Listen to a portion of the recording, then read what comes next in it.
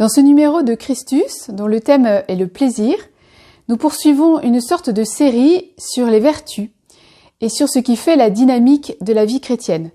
Après un numéro sur la force, un numéro sur l'attention en juillet et ce numéro d'automne, dont le titre, nous l'espérons, rejoint une conviction profonde.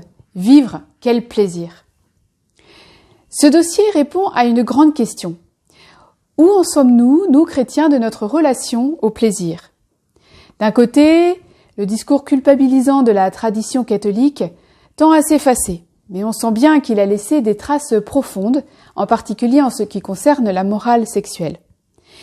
De l'autre, nous reconnaissons de plus en plus que, pour de nouvelles raisons, notamment écologiques et donc éthiques, nous devons interroger la place que certains plaisirs, et notamment celui de la nourriture, occupent dans nos manières de vivre.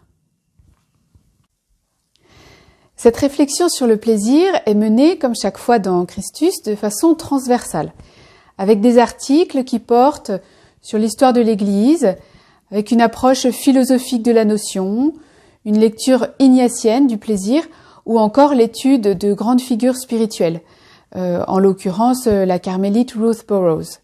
Cette approche transversale nous conduit à revoir un certain nombre d'idées reçues sur le plaisir.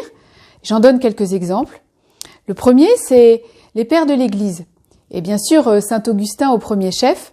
On les a souvent considérés comme ceux qui ont condamné le plaisir, les premiers dans l'histoire de l'Église, en présentant l'ascèse comme la voie royale vers la sainteté. Or, avec un article de Marie Hachey-Ossalter sur la notion de plaisir spirituel chez Origène, Grégoire de Nice et Augustin, nous découvrons des pères qui appellent de façon subtile à goûter par nos sens intérieurs la douceur d'aimer et de suivre Jésus. Et ainsi, le renoncement aux joies de la vie mondaine se fait sans douleur ni amertume. Une autre idée reçue que bouscule ce dossier, l'idée que le plaisir de penser serait purement intellectuel. Le philosophe Jean-Philippe Pierron met en évidence dans son article la dimension incarnée du travail intellectuel, le plaisir que l'on a à réfléchir, à collaborer avec d'autres. Et cela nous aide à réviser la vieille distinction entre le corps et l'esprit qui nous empoisonne tant. Alors un dernier exemple de surprise apporté par cette réflexion sur le plaisir, qu'en est-il du plaisir de chanter la louange de Dieu? On aurait tendance à penser que ce plaisir-là, c'est le plus recommandable de tous.